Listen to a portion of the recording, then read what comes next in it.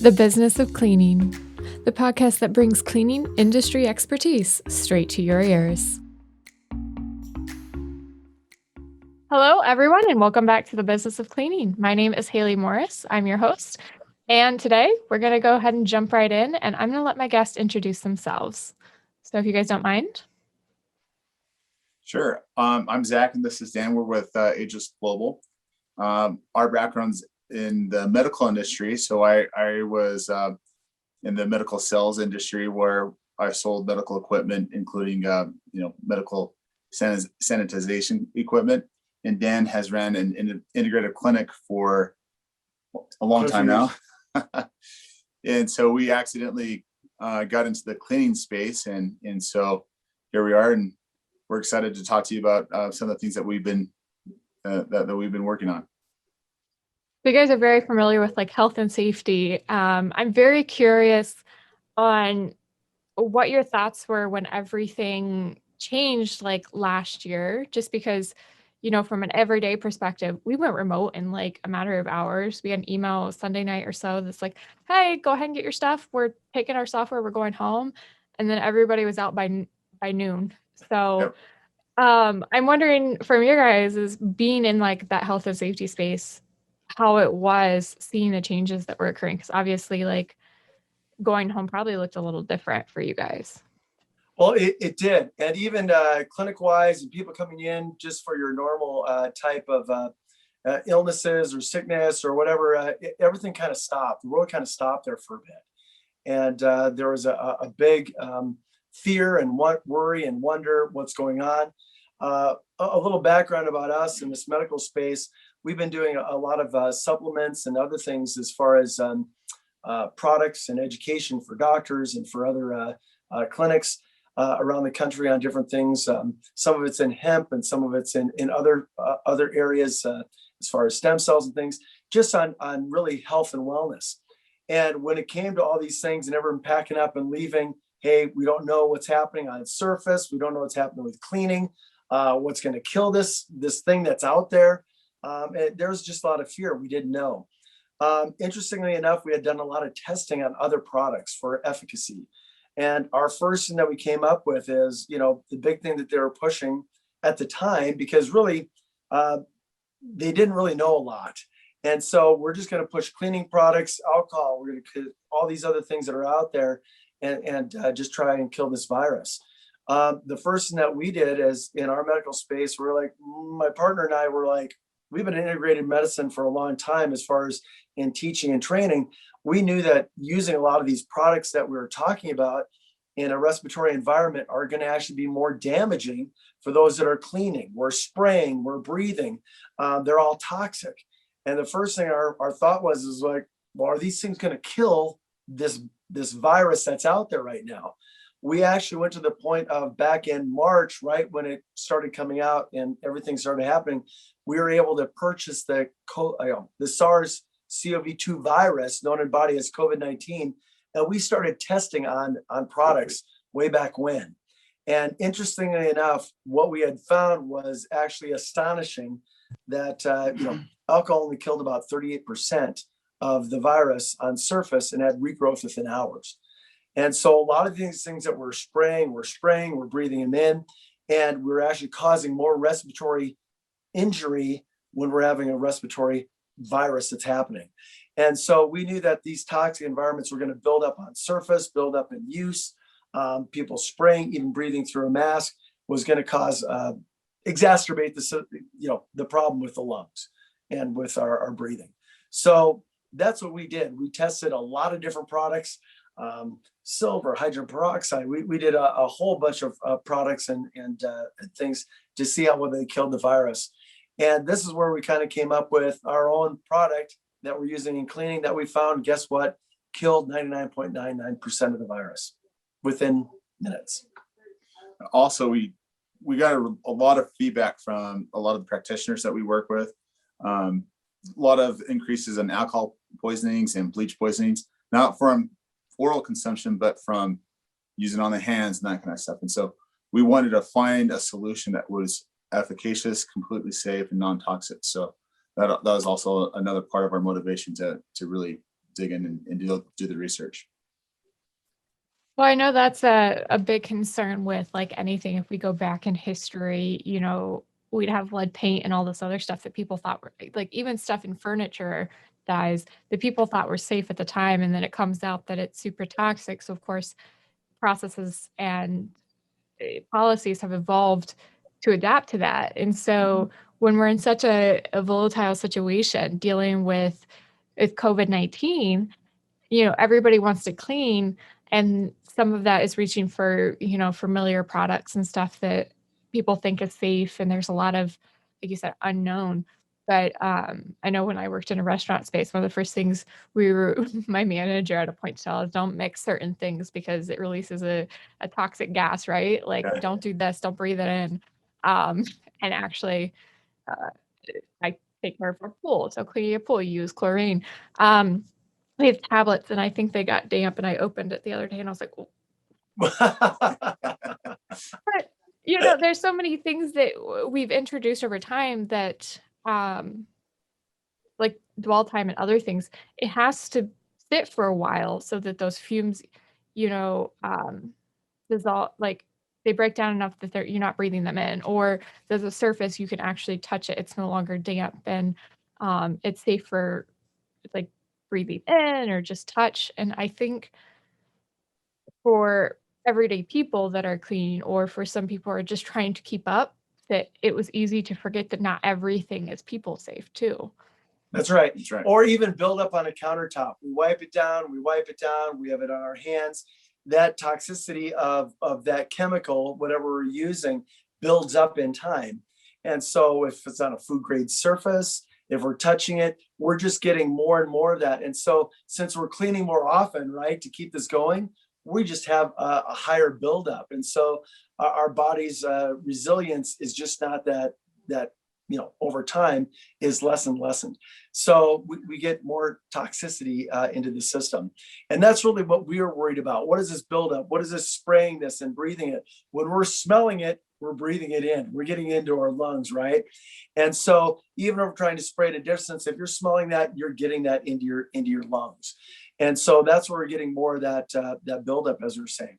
So when we were looking at this, what we were able to come across is, and this is what's interesting too, is that with the EPA, they had what they called the N list, which is what they believed as a emerging pathogen claim, which meant that if it killed the original SARS-CoV-1 virus, or what they believed to be killed as far as a harder to kill virus, quote, it should work on COVID-19 or SARS-CoV-2. What we found out is that, you know, from what we tested on some of those other products, they just weren't as effective maybe as they could be. But those were actually on the N list. But what a lot of people thought is what was on that list had already been tested on COVID, but it actually, all of them have not. They've been tested on the original SARS, shown to kill that. But if, let's just put it this way, we wouldn't shut down the world if we could kill everything on surface immediately. So we used products that were already in existence, but they were more effective products, we believed. But unfortunately, a lot of those things had not been specifically tested on that virus itself, the SARS-CoV-2 COVID-19 virus. That's why we purchased that and started doing third-party testing on that. We didn't personally do that. You know, you have to have a special lab and environment for that. But we started testing on that and came up with a product that is safe, effective. It's a natural product and asthma friendly. Interestingly enough, I can don't do this with your normal cleaners, but I can do this and I can spray that. So it actually cleaning on surface, what's in air, you know, we don't have to worry about breathing that in. It can even be diffused in a diffuser. So to help freshen the air as well. So that's what you're able to do, but very effective. Not only did we test it on a non-porous surface, which is a hard surface, we also tested on cardboard, a porous surface, and also had tremendous outcomes with it, 99.9% kill rate. So what's the importance of testing it on the cardboard too? I'm curious.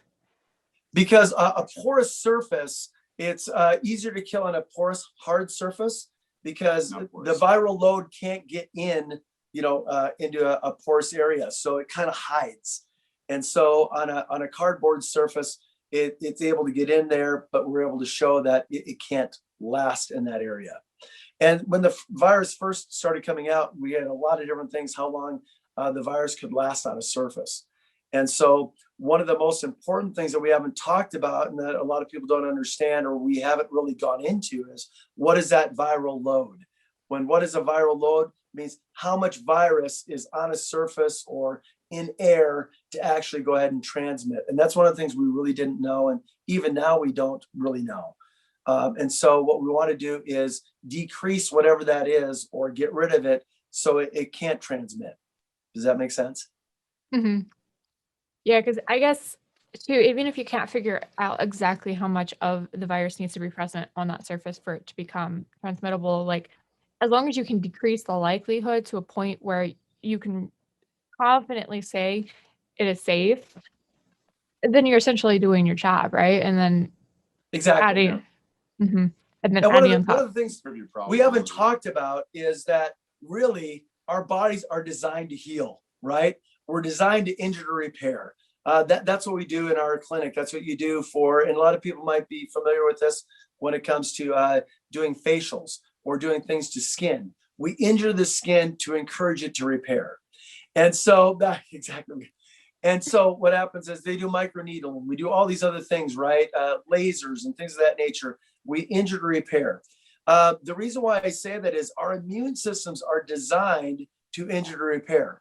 If we take everything away from it, guess what? It doesn't, we have a lessened immune response or function to be able to fight viruses and things of that nature, bacteria. So what we want to do is make sure also that our immune system is kept up properly with proper sleep, less stress. Unfortunately, with this type of thing going on, we have less of that. Take more vitamins, support that natural immune function while lessening the load that we're introduced to. And the beautiful part of this cleaning, what it does, it actually helps with that so that we're able to fight that viral load and, be able to let our immune function do its natural course. All right. I come from my background, just to let you guys know, I started pre-med when I started in college. So I took three chemistry classes, three chemistry labs.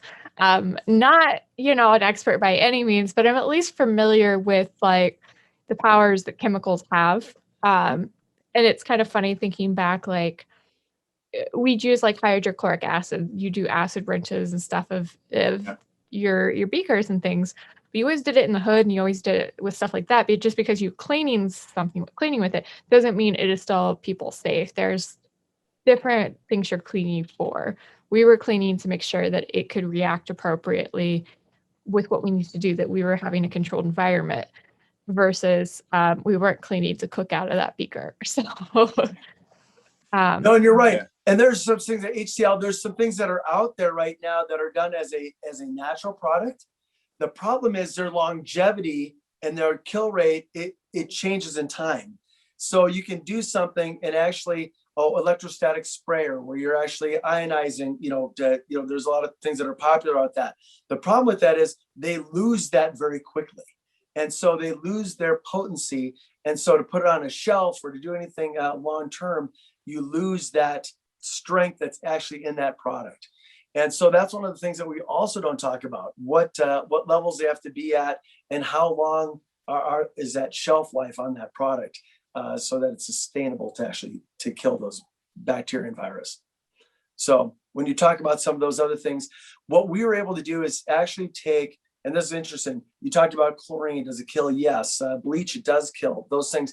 But over time, those accumulate in the body and are not good for us.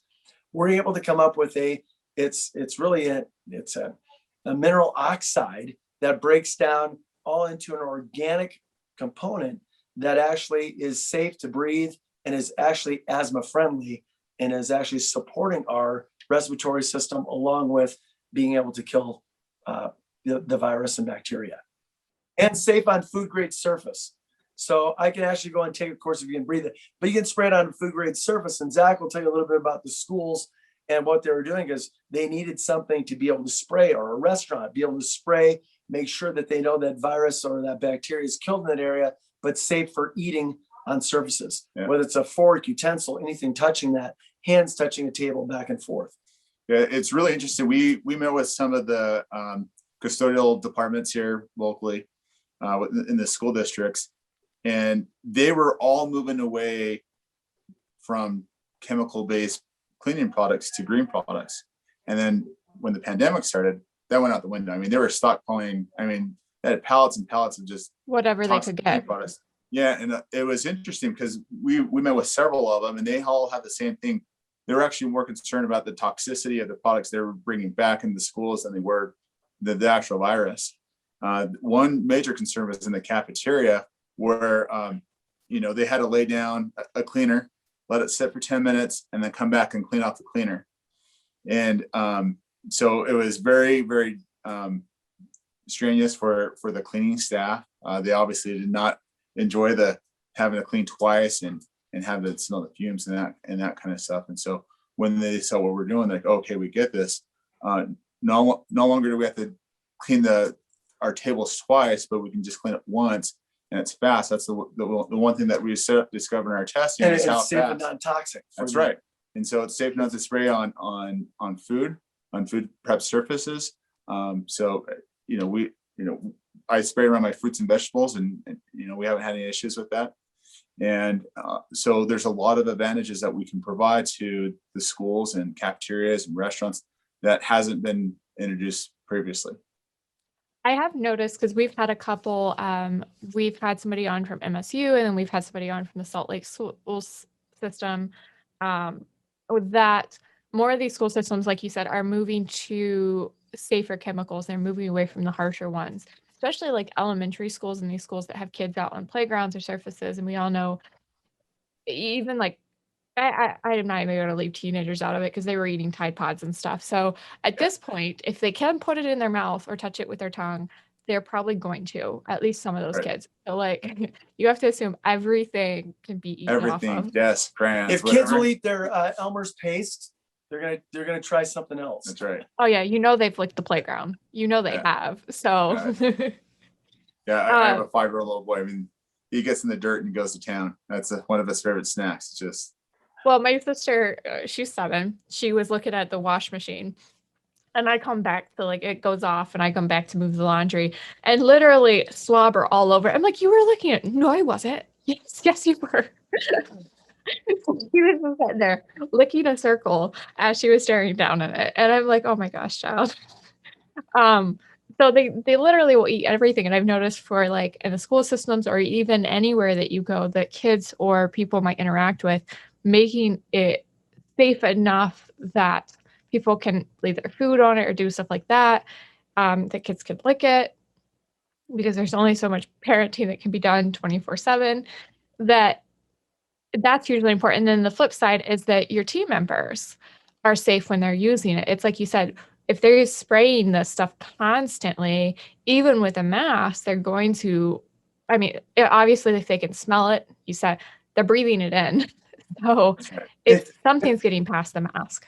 If I had a mask, I'd do it. But I mean, we even sprayed this onto a mask. If I had a mask, I don't wear a mask, whatever at the moment. So anyway, long story short, but I would spray my mask, you know what I mean? Just to kill the bacteria and virus that's in there. Because when we think about that, how often did people, really, or how often are they still, if they're wearing a mask, changing out their mask? I see them hanging from rear view mirrors. By the way, you already know this, when you want to culture bacteria or virus, you give it you give a little bit of warmth, a little bit of love with some moisture. And guess what happens? You build up more bacteria and virus. One of the things that was happening that we didn't talk about, that we know was happening in the medical community, was actually having more respiratory illnesses that were happening. Strep throat, these other things that were happening as far as other breathing problems that were going on, because we kept bacteria. We're trying to get it out of the body. We were trapping that, breathing it back and forth. So we had a lot more of these things that were happening. Bronchitis, things that we didn't really talk about. All we talked about was COVID.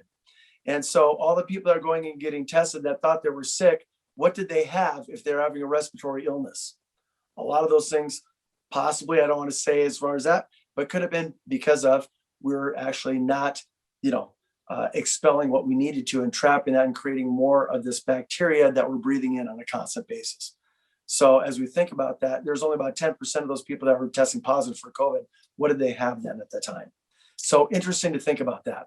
So one of the things we want to do is make sure that if you are wearing a mask, you're going to be continuing to wear a mask wherever you might be. Make sure you keep it clean. One of the great ways to do that is to spray it with our product. But one of the things that's really important is, as we talk about these other cleaners, what cleaners have actually been tested on the actual virus? And there's not many. And we're one of the ones that have gone to that great extent to actually test on it. So that's one of the things. Do you have a product that's being tested? So is it safe? Is it effective? And, can it be used as far as an ongoing basis without a buildup of toxicity? I'm really curious, why aren't more of these companies actually testing it on SARS-CoV-2? I would like to know the same question. I think I know that answer because it's the first thing that we went and did as a company. Unfortunately, at the time, we couldn't jump onto an N list because we were using a product that hadn't already been, in order to get onto the N list, you already had to be an approved product or approved ingredient. Otherwise, you have to go through the whole system to try and show proof of product and everything else. So where everyone else had done the other testing on other products or other viruses and bacteria, we went to the Holy Grail. Well, we want to knock out COVID, right? I want to know, is it effective on COVID? So we actually went and did the reverse. We went and tested on the virus itself, found a product that actually killed the virus, very effective on it, but we hadn't done the other things prior to it. So the assumption is that if it kills here, it should kill COVID. We're like, we want to know what kills COVID.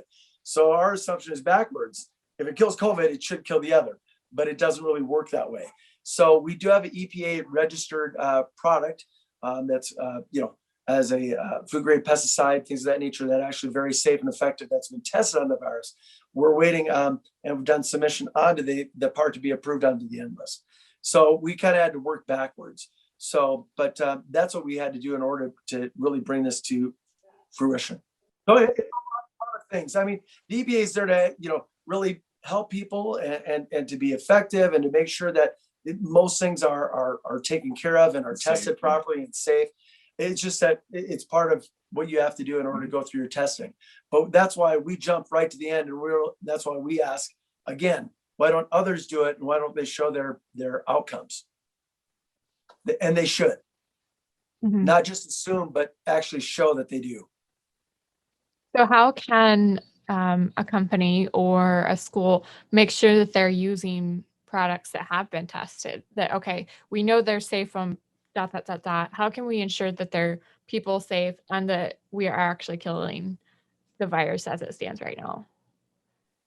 Excellent question, because there's some tricky language that's out there that people kind of hide behind, where it says, tested on COVID, on SARS.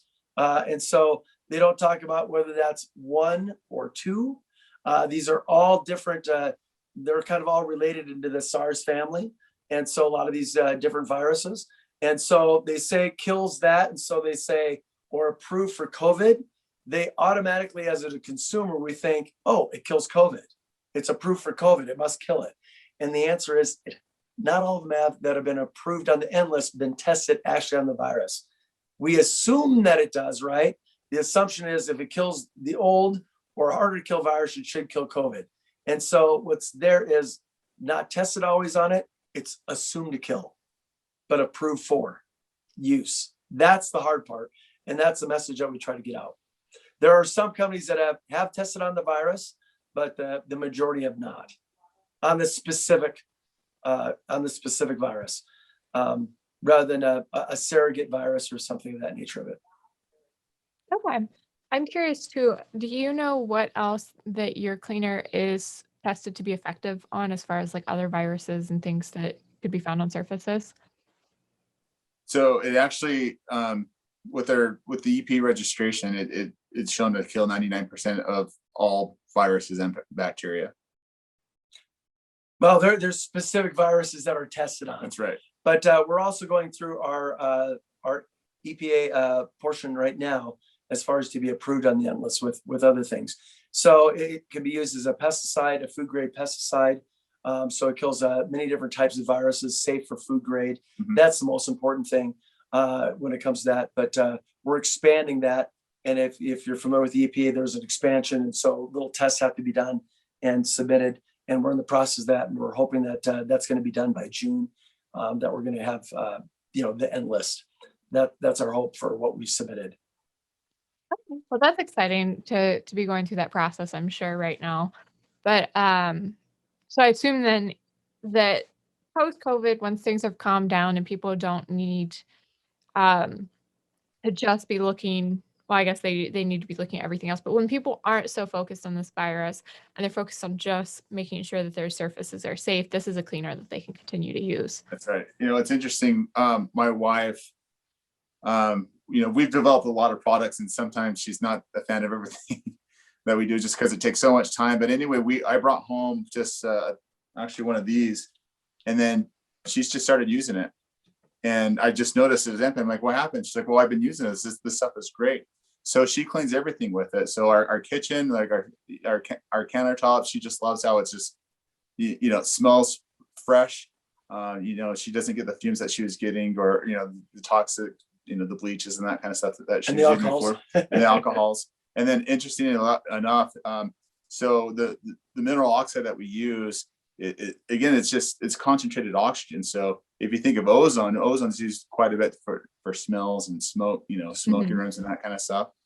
And so it's been also a great bathroom cleaner. It deodorizes and that kind of stuff. So we have, a lot of different uses that we weren't anticipating. And then again, going back to the school districts, they are looking, and I think everyone across the board is looking for more green and safe products. And so that's what we were excited about. One, we're excited that the test came back so well against COVID, but long term, COVID's not going to be here for forever, or at least the It'll be around, but not to the extent where we're seeing on the news every day and that kind of thing. And so the long-term applications of having a safe, green, fast, effective surface cleaner, and it's an exciting product. If you think about it, we've gotten accustomed to actually doing more cleaning than we used to. And so we'll be continuing to clean, maybe not as thoroughly, but on a regular basis, more and more.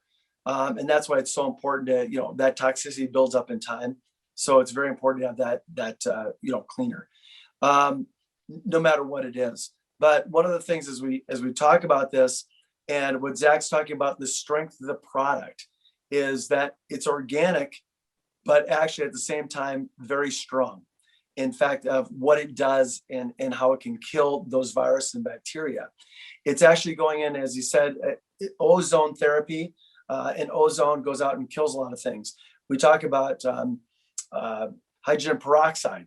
It goes and kills and does that with ozone, but you can only get to a certain level and then it becomes toxic. You talk about chlorine, you talk about bleach, you talk about these others. What it's able to do is steal and break down the outer membrane of the viruses to a point that it just can't survive and collapses on itself. And we're able to actually go and effectively go and eradicate that without having a problem. So, but at the same time, if you're breathing, it's not killing the bacteria in your body, the good bacteria in your body. It's not creating any problems as you're breathing it or doing those things. So it's very safe and very effective. When we talk about perfume in the air, and I don't want to bring up other companies, but they say clean your air, and all we're doing is spraying perfume into the air or oils, essential oils into the air. To do that, our lungs aren't designed to take in oils. And so one of the things that's very important, what I do all the time is in my home, in our office, we'll be diffusing that product into the air. And then we'll also just be, I'll spray down the air inside where we're at in the home or around. And what's great about that is actually, it will actually not only freshen the air, but we know what it does in surface. And this is a transmitted through air. If we can do something to keep that air as clean as possible, I'm not making a claim on anything that way, but we know that it's clean on the surface, it's going to be helping in the air. We also have some friends that are in the restaurant space, and oddly enough, they use it to help break down grease. So they get the grease buildup. It's a great grease. one thing some of the feedback we get is fun to hear, because we weren't anticipating. We tested for one thing and then we hear, hey, it's working great for this. It's unlike anything we've used before. So we love hearing that kind of feedback. Wow, that's really cool. So how many, we have a lot of people in the school spaces right now. And then of course, with more people drifting back to offices, how many schools would you say, do you think you have your product in right now? Because I know you've talked about working with them. That's a great question. And this is where education has been really important. And we've gone to a great extent on the education purposes. One of the biggest reasons why we've been trying, even though we're an EPA approved product, do you have the chart? Can you grab that chart with comparison chart? Not a lot of schools, and let me explain why. Because in order, they came out and said, use products that are on the N list because they're approved for the N list. The problem is we're not an N list approved product as of yet. But we're actually one of the ones, or one of the only few that have been tested on the virus itself. As much as they want to use it, the problem is that to protect themselves, as far as it, we have to use an approved product, because that's what we've been told. Use an approved product, which is only endless products. And so there is a discord there because of what they have to do for insurance purposes, for showing that they're effective in using approved products. And that's really the hard part that we have in educating for what's approved product versus what's actually been tested on COVID. And that's one of our frustrating points. Yeah, and you understand their side too, because there's the side of when you're running a school system. You have to kind of. A lot of businesses do as well. So interestingly enough, we have a lot of places that will use the other product, but then really use our product to make sure that it's really done. So, and unfortunately, that's just kind of the world that we live in right now with what we've been told and what some of those regulations are. So we try to play within, and we do play within those guidelines. But as soon as we go on to the N list, that's really going to open up for us and for others that are using it, to really be there. Does that make sense? So yeah, no, it definitely right away now. But for those that have to use a product that's N list approved, that's kind of the disconnect at the moment until we have that done. No, I've been in HR as well. You have to do some stuff to protect yourself so that if something does occur, you can say, I've done as much as I could, Correct. With products that were suggested or, that are approved for use. Yeah, it just, that liability side of it is a huge thing, especially with schools. There's a lot more that are back in person, but for a while, like my sister, her school didn't come back until March or April full time. They were literally out an entire year just because they didn't want to take any chances with students. And so the only time they would come back in was for testing and assessments, and they would do it in really small one-on-one sessions. So yes. In fact, my daughter going to school would always bring her spray. So this is our on-the-go spray. So she'd always take it and spray her mask, and then also, breathe it in as well, when spray, for that. But interestingly enough, she became the popular gal with her spray because she'd be spraying everybody's masks and their desks and everything. And so it was kind of fun. But they call it jacuzzi water because it's like Zach was talking about. It's very fresh. It smells very good. There is no perfume. It's its own natural smell.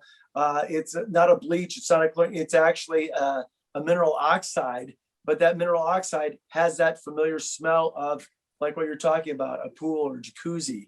The mineral side of it, right? Yes, the mineral side. So people go, oh my gosh, you're just spraying chlorine. You're just spraying bleach. Well, we wouldn't do that with a normal, as you already know, with your pool, do that. But I don't know if you can see this or not, but as we're 100% organic, but when you look at how this is actually the rate of, if you can see this as far as potency of oxidative stress or oxidators, that's what we're trying to do is give that virus oxidative stress so it breaks down. It can't survive. It collapses, and it's gone. So if you look at it, ours is the closest thing to actually fluorine, and it's natural and safe. So if you look at all these others that are there, it's amazing the strength and power, yet we can actually be natural, and we can actually be, organic and safe, but effective. Mhm. And that's what we want to do in the medical community is really educate and bring that to the forefront of people, that there is something out there that is safe and effective and can actually last in a bottle longer than a few hours. Yeah. So some of those things that are out there, they try to, and this is the other thing is we look at, electrostatic sprayers or things that created an ionization to try and steal millions of electrons at one time to actually rob and break down a virus. So there's other things that are out there like that, but the problem is they lose that capability very quickly. So I'm not pointing out anybody, but if people know of those things, that's what they're trying to do. Sometimes it can be effective, but those things really haven't been tested on the virus itself. I've heard of people spraying, I think, playgrounds and stuff with like that, and they'll go out and they'll spray 1 or 2 times a day as like an attempt to clean like a wide surface as best as possible.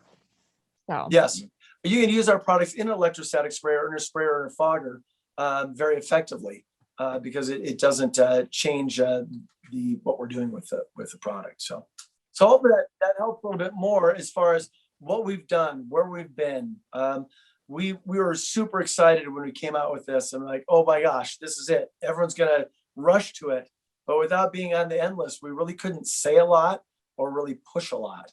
Not only that, this is so safe that we actually have it in another product that this is our as a water-based product for our immune support. So that's how safe and effective it can be, or used as a supplement as well.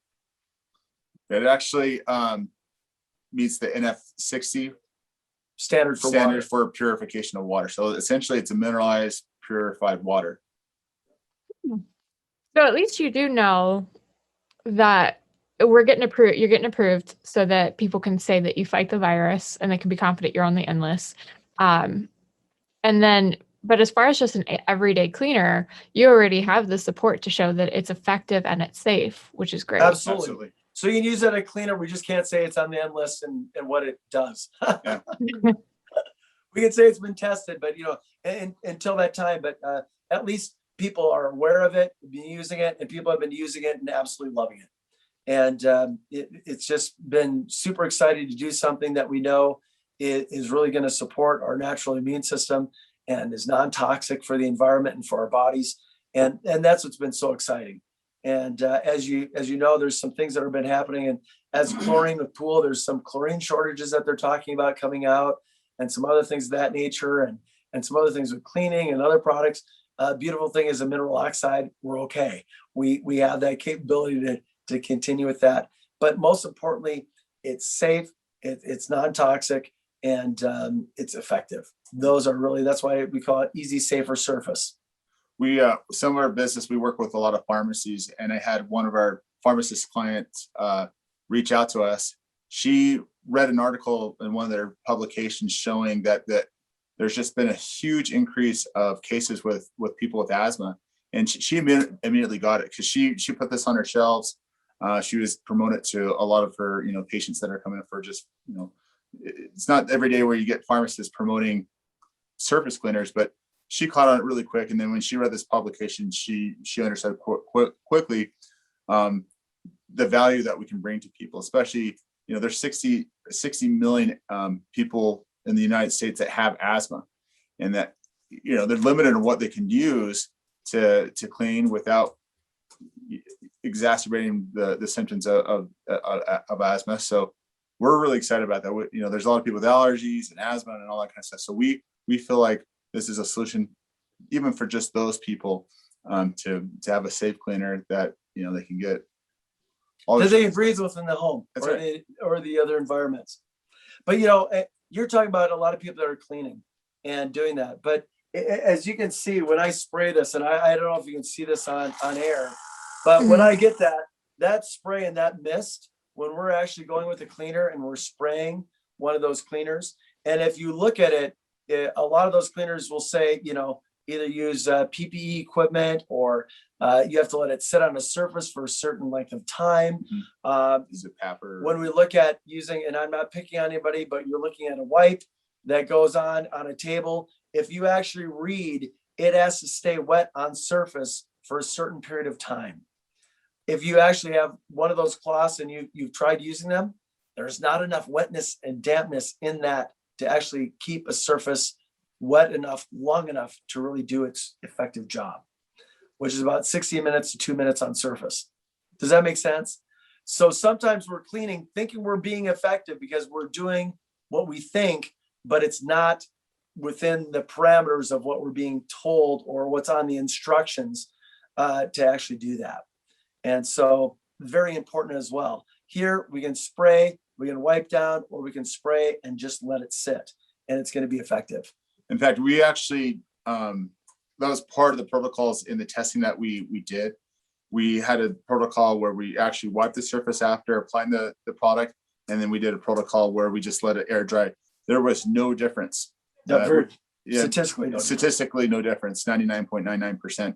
So again, being in the medical space, we work with, like I said, pharmacies and physical therapy clinics. The physical therapists, they need to reuse their equipment quickly, because they have a lot of patients come in. They can't wait 15 to 20 minutes to clean down an area. So the speed of what we can do to clean an area greatly improves, turnover as far as patients in restaurants and medical clinics and all that kind of stuff. So we're really excited about the speed and the efficacy of what we can bring to all these folks. Mm-hmm. Well, that's the big thing right now is I think more and more businesses are becoming aware of the impact of their products that they're choosing on their employees and their team members. So not just are we doing a good job, and the dwell time as far as it concerns is, can we get the surface cleaned, and then can it set enough that by the time somebody walks through, it's actually done its job, right? Or do we have like constant traffic? Do we have to have something that is immediately dry, which is something that a large, if you're cleaning a lobby area and it's of a space that's open 24 hours, obviously like you can't just clean in the evening and be done. You have to do it while people are walking through, which means it has to be immediately safe. Mm-hmm. So, depending on what you're cleaning, people have said, okay, well, I can clean at night, which means if it's not, nobody's in the building, I just have to worry about my employees. And now it's coming back more to the team members.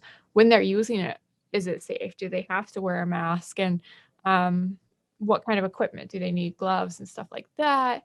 How is it impacting them? And then the effectiveness of how long is the employee scrubbing to get stuff up? What kind of equipment can you use to take the burden, like the physical burden off? Because being a cleaner is not an easy job. You may be able to train the skill set with relative ease, like there's not as much technical expertise to transfer, but as far as the day-to-day job is extremely demanding and tiresome, and it wears down at your team members. So it does. It reminds me of going to all these box stores, and they have all, the huge lines of shopping carts, and you have one of the team members having to spray down and wipe down every single shopping cart. I always imagine just being able to spray our product and instantly just cleaning all those shopping carts within just a few minutes and not having to worry that. The other thing too is that, do you have your phone by you? Well, I'll go and I'll use this, and so I'll just take this, and you don't have to but we just kind of spray it, mist it. It'll kill, what's on that phone as well. Laptop, just like what we're doing right there under my iPad there, and just let it dry. One of the things that we don't think about, which is, when we're using a rag, this is where it comes, my medical part is like, we're taking a rag and we're taking that same rag and we're doing one counter, right? We don't know where COVID is, or we don't know where the viral load is. And we're taking that, and we're actually, if we're not killing it, we're moving it around from surface to surface because we're not really changing it medically. Doctors will change their glove after each treatment, each procedure, right? Same thing with mask. The room's cleaned, next one comes in. We don't. We now take those plastic gloves and we go from surface to surface to surface, and we could be spreading it more than we could be helping it, possibly, right? So it's important. The other thing too is, and that's why it's nice to be able to spray, know you're killing it, and just let it do its job on the surface. And then if you want to, wipe, because it's dead. But the other thing, when we're looking at all these plexiglass things that are there, you go, and I'm right here talking to someone as I'm buying my groceries, and guess what? That's never wiped down. I'm right here, plexiglass to everybody that goes. I go to, use my debit card because we want to go cashless. I'm still punching in my numbers. When was the last time that they actually sprayed between each one of those transmission? We adjust our mask. And so when we look at it, there's almost no way that we can really get rid of everything. But if we can get it down to the point that it just can't be passed on, or it's effective on that. And there's no real product that's there that can stay on a surface. You have to, like you said, you have to continually make sure that that surface is being cleaned, and that it's, whatever viral load that may be there just can't spread as easily. And same thing we think about when you're standing above your at the grocery store. We're looking at our fruits and vegetables. We're picking them up with our hands. We're breathing by there. The misters, this is actually food grade. We have some places that want to do it and they put it in their systems, because guess what? As they mist their fruits and vegetables, it's actually helping kill virus or bacteria on that area. So there's some great things that this can be used for. Same thing at home. You can spray down your vegetables, when you're washing or doing whatever, and just kind of get rid of those in it, because it's safe for a food wash. Yeah, when you picked up his phone, it made me laugh because that was something somebody mentioned to me. You pick up your phone constantly and put it down constantly. You don't pay attention. You don't even think about it most of the time. Even your mask. Your mask. And, we're a little more conscious about cleaning the mask if we're actually following through with it. But then you wash your hands and you do all this stuff, and then you pick up your phone, which hasn't been cleaned, and it's right back on your hands. And Right. you don't even think about it. And that's the other thing, is how many things like your pens and stuff are you interacting with that aren't cleaned, and you got the virus on your hand, or something's on your hand that's not great. You don't want that in your body. You touch your pen, you get it all over your pen, put your pen down, go wash your hands. You're good. Come back and interact with the non-sanitized Surface. Yeah. Mhm. Yeah. So then you've essentially negated what you did before. So it's very interesting because phone, our mask, which we sometimes we just put them down in spaces. We don't pay attention. My dad's great about every time my sister comes home from school, the mask gets washed. She doesn't wear the same mask 2 days in a row. But if she had her way, she'd wear the shark mask every day. She thinks it's the best thing in the world. My daughter's a dancer, so they have to wear the mask into the competitions. But when they go on stage, they have to take out the mask. And there's some places where when the dancers go on the stage, they just leave their mask on the floor, and when they come back, they're putting it back on. And so hopefully they're not wearing nondescript blacks so you can.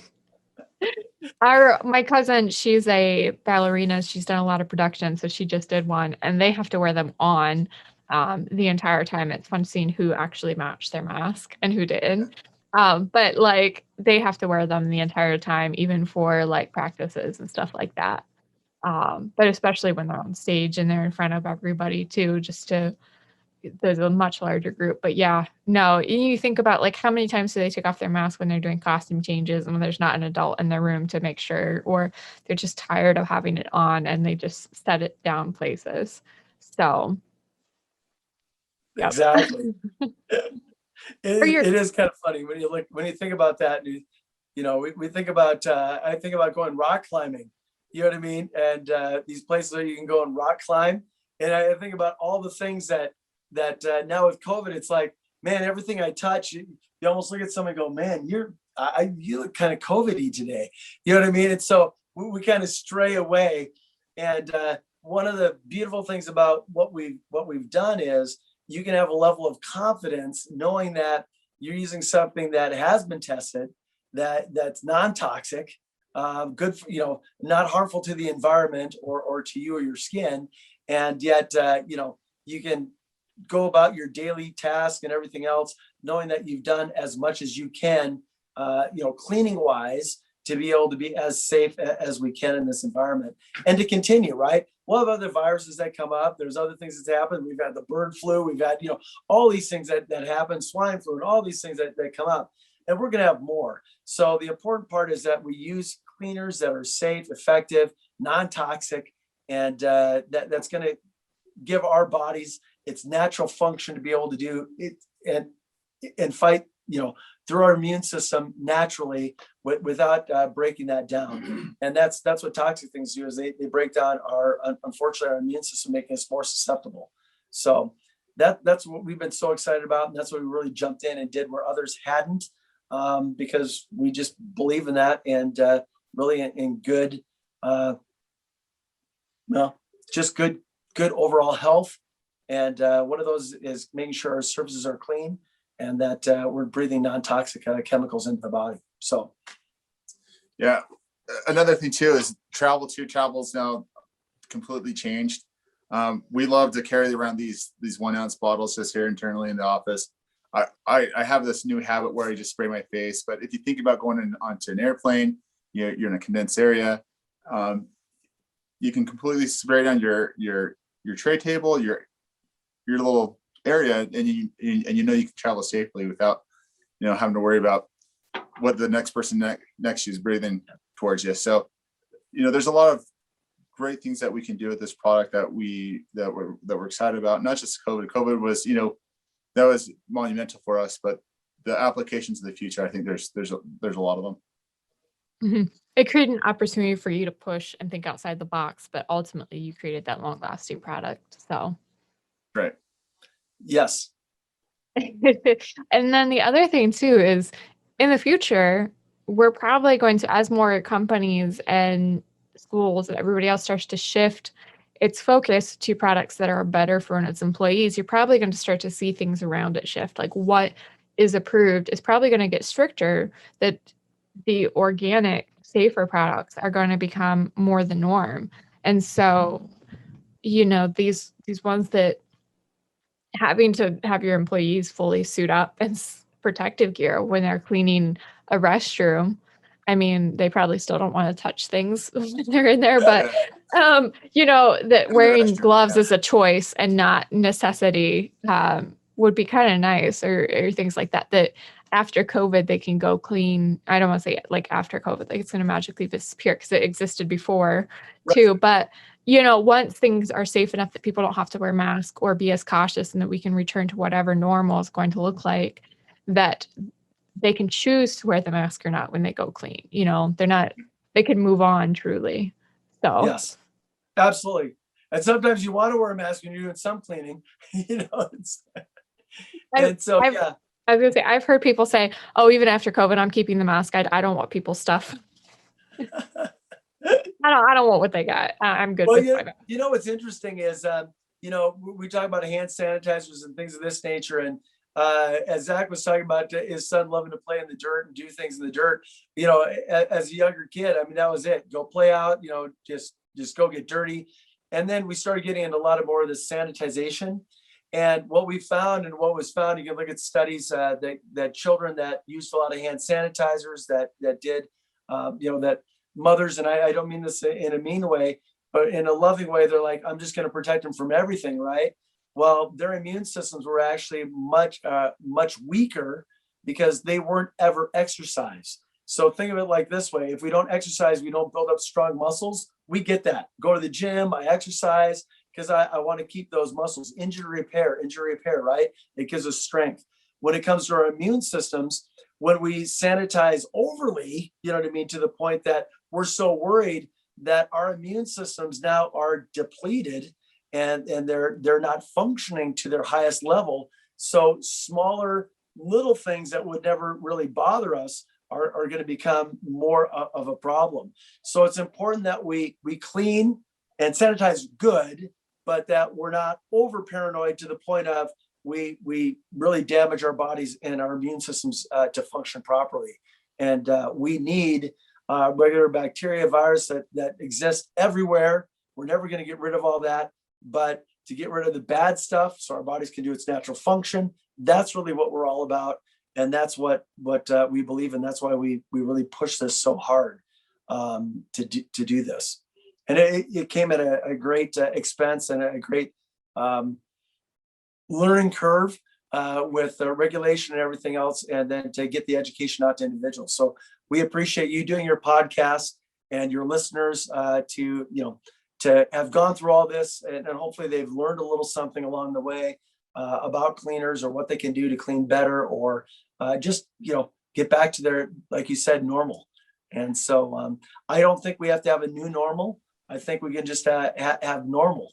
So we keep saying new normal, but I think cleaning has always been normal, always will be normal. But I think doing it in a healthy way is the new normal. Hopefully, I think the new normal that we want is for the people who didn't wash their hands at airport bathrooms before to start washing their hands, because I think we've all seen them. I'm sorry, I want to exit a men's restroom and go, he never washed his hands. We had, right before, I had a training development class that I was taking right when COVID hit. So we were in person when people were starting to hear whispers of this overseas. And my teacher had traveled, and she said, they're talking about this virus thing. We're talking about flu season's coming, blah, blah, blah. And she's like, I was just at the bathroom at the airport on my way back, and I was washing my hands, and not one, but two different women walked past her, walked right past the sink and walked out. And she's like, I was a little bit horrified. It is horrifying. And hopefully people will catch that. I've seen the same way too many times. Yeah. My younger sister's gotten better. She's a child though. And they're always just like ready to go back and play. And I'm like, mm-mm. And you'll be like, let me see your hands. And she's like, I gotta go wash them. I know it. Oh, that's too funny. But yeah, when you see grown people doing it, you're just hoping that the new normal is that they actually start washing their hands, and maybe that they wear a mask continuously, because obviously they're doing things differently over in their land. Yeah. So hopefully the new normal is more people get on board with the cleaning idea of things. And I grew up, when I was a kid, like, we didn't have a lot, so dirt and everything else was our best friend. And then in high school, I was adopted. I met my parents, and my parents are very clean people. Everything's orderly. And I discovered what allergies were for the first time. And I was like, I'm sorry, I decline. Oh my, that's so true. Yeah. So there is a such thing as like too clean, and that the regards that our immune system still has to work to develop itself, so that when flu season comes around, you can still enjoy your life. That's right. I used to get sick, be down for a day and back up. And if I got sick once a year, that was more than normal. And now, like, if I get sick, it'll linger and last. And I'm just like, my parents will be like, take medicine. I'm like, no, I am teaching myself to get strong.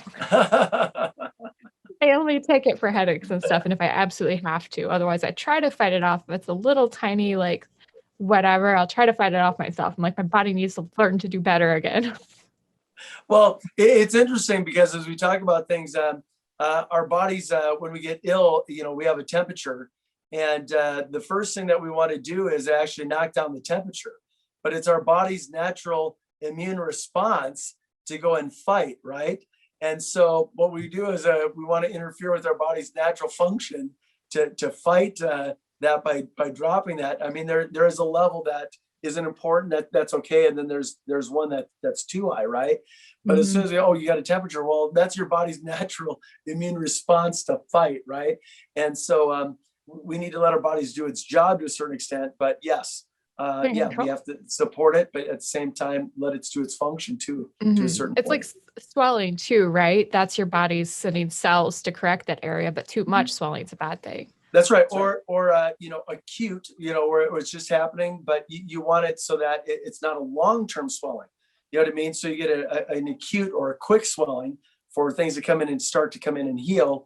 But if it's a long-term chronic, then that's problematic, right? So swelling in one way is good, and in another way it's bad.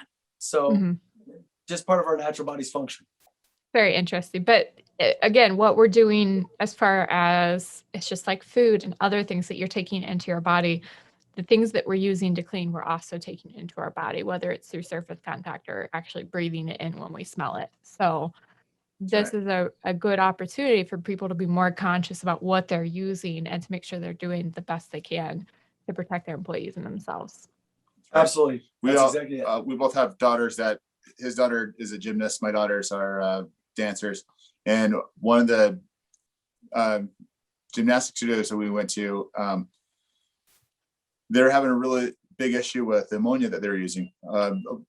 Surprisingly, there's a lot of people that have an ammonia allergy. So they actually had this particular guy that owned this particular gymnastics or tumbling studio. She had to ask all the students, hey, do you have an allergy to this particular ammonia? So yeah, you got to be really careful out there because you just don't know what people are allergic to. All the People different don't know allergies. what they're allergic to. I mean, No, they don't. I've had some interesting reactions, like half my face swelling up or sagging or something. Never figured out what it was. Never did. But obviously I reacted to something. So some people, like, they have no idea if they're allergic until they find out the hard way. So, Mhm. and even then they're lucky if they figure out and all of the things that they were exposed to what it was, because I still have no idea. I was It's just like, I'm hard. never going We're out exposed to again. so much. Things, yeah. Yeah. Exactly. I was just dead set on, like, nobody is seeing my face. I am not going anywhere. You can start I'm in planning my hiding. funeral. Yeah. It's over for me. And my dad's like, he was done with me. But yeah. So, all right. Well, I think this is a great place to start to wrap up our episode. Is there anything that you would like to leave our listeners with? Any thoughts or pieces of information? Really is, if you can, look for your cleaner that's actually been tested on the virus specifically. Even if it's enlisted, it should be tested on the virus so you know what it's doing. Use a safe, non-toxic cleaner if at all possible. Those are things that really I want people to look for, and just be as safe as possible. I encourage people, if you want something that's non-toxic, that's organic but very effective, that's been proven. Our product is fantastic. I suggest you use it on surfaces, spraying it, like you said, on your phones, things that you're using, and also, on surface and in air. So stay as safe as you can, and just know that things are going to be around. And we appreciate taking the time, and hopefully they caught a little bit on this education. So we appreciate your time and your listeners' time. Mm-hmm. And then we also have our website, easysafersurface.com.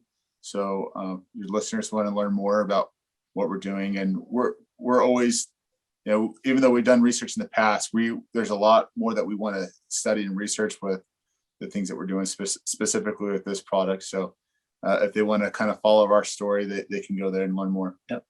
Even our immune support, we have immune support products as well. So we're in that kind of health and wellness area, supplemental areas. So we have, we talked about this product, but we have quite a few products that have been tested in different areas. So we're super excited. And our mission is to go out and just help people be as healthy as possible and just have that, fun, normal life that they have. So clean with confidence. That's what we like to say. That is a good way to end that. Clean with confidence. We'll provide any updates. We're recording right here at the end of May. So if anything comes up, if we make the end list before this episode goes live, we're going to be sure to let you know. And then also, we're going to write a whole blog post and provide all of the information that we can around what they're doing and the Easy Safer Surface product. So thank you.